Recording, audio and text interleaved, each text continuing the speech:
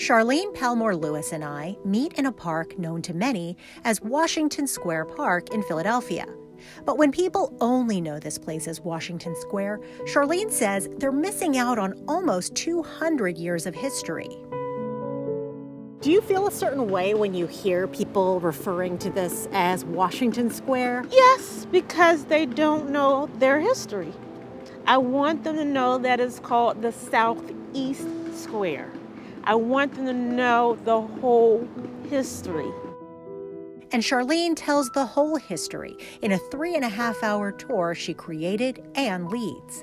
The Philadelphia Historic African American tours consist of oral storytelling about specific sites like Congo Square. I want them to know that it's called the Southeast Square. I want them to know that slaves were brought here and then went to their final destination to be sold, and it was called Congo Square. And then in 1825, that is when it was named Washington Square. That's what I want them to know. I'm a storyteller of African American history entwined with traditional American history.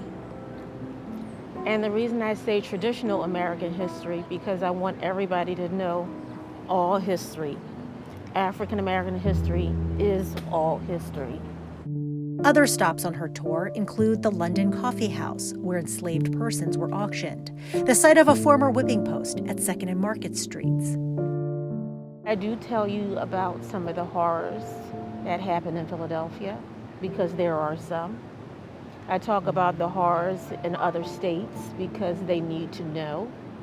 But I also talk about the horrors of other ethnicities and why they happen because of the circumstances of the economics of other countries. So I want them to know that whites or Anglo-Saxons did not start it. It started with the Spanish. It started with the Portuguese.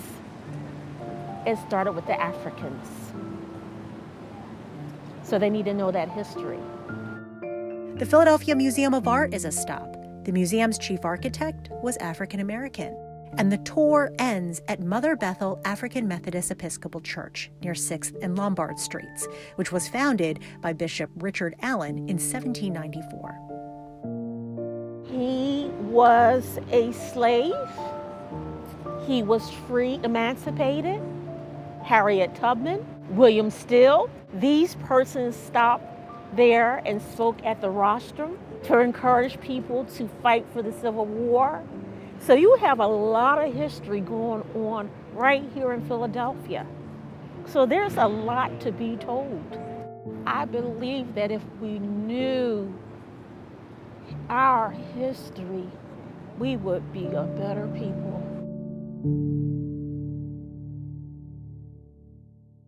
I'm Shirley. And I'm Regina Mitchell. For more videos like this, subscribe to WHYY.